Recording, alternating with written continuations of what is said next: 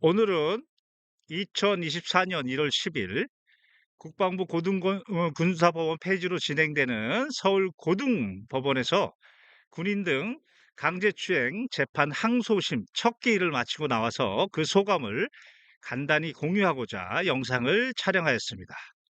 형법 제298조 본래 강제추행 사건은 폭행이 수반되는 추행이어야 합니다.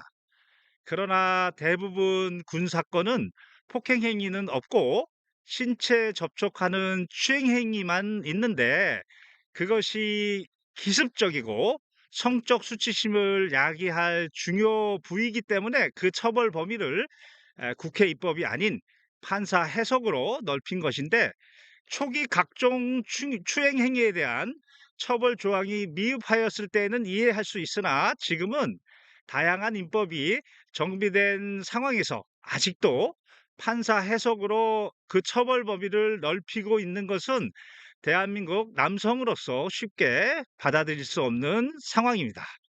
먼저 사건 개요입니다. 크게 두 가지입니다.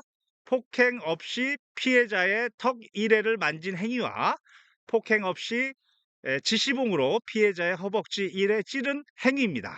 먼저 폭행 없이 피해자의 턱 이레 만진 행위는 부서 전체 음주 회식 후에 다 같이 동의하에 노래방으로 이동하였고, 음주 취기에 갑자기 눈물을 보이는 피해 여군의 턱을 지휘관이 오른손으로 이래 만진 행위로, 이 건 폭행 행위는 없고 행위가 기습적이고 여성의 턱이라는 성적 수치심을 야기할 중요 부위라 판단하고 군검사는 기습추행으로 기소하고 보통군사법원은 유죄로 판결했습니다. 그리고 두 번째, 폭행 없이 지시봉으로 피해자의 허벅지를 찌른 이래 찌른 행위도 지휘관실에서 아침 회의를 위해서 다수의 간부들이 참석한 가운데 지휘관의 좌측 옆에 앉은 동일 피해 여군의 오른쪽 허벅지를 지시봉으로 1회 찌른 행위로, 이 건 역시 폭행 행위는 없고 행위가 기습적이고 여성의 허벅지가 성적 수치심을 야기할 주요 부위라고 판단하고 군검사는 기습추행으로 기소하고 보통군사법원은 유죄로 판결한 겁니다.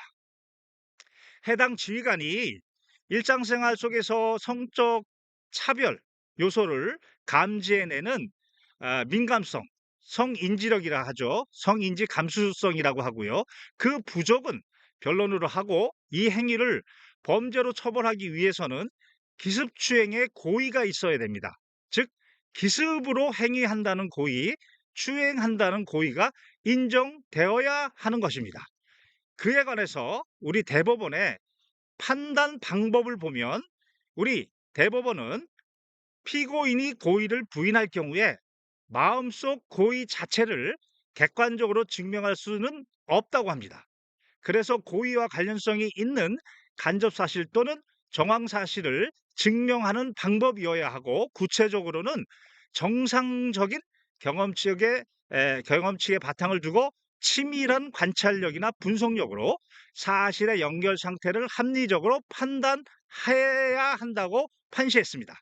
자, 이 사건의 경우에 적용해 보면, 먼저 피해자의 턱 1회 만진 사건의 경우에 1차 부서 전체 단합 음주 회식 후에 그 흥을 더하기 위해서 모두의 동의 아래 노래방에 갔던 사정이 있는데, 그 노래방에서 갑자기 여군 부하가 눈물을 흘리고 있는 상황에서 이를 본 그 누구도 처음 감정은 당황의 감정이 상식적이고, 이 상황에서 그 눈물을 멈추게 하거나 닦아주기 위한 언행을 하는 것이 상식적인 것이지, 피해 여군이 울고 있는 부주의를 틈타서 갑자기 기습적으로 추행을 하겠다는 마음속 고의가 있다고 판단하는 것은 정상적인 경험치의 바탕을 두고 치밀한 관찰력이나 분석력으로 사실의 연결 상태를 합리적으로 판단하였다고 할 수 없을 것입니다.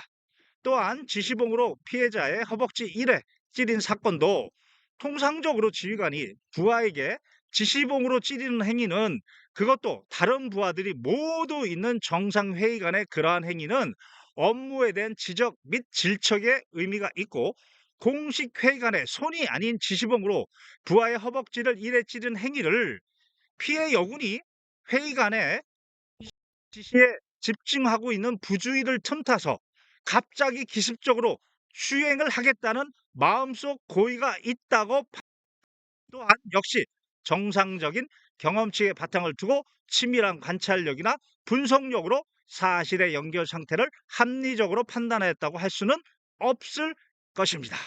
지금까지 합동군사대학교 명예교수 김경호 변호사였습니다. 감사합니다.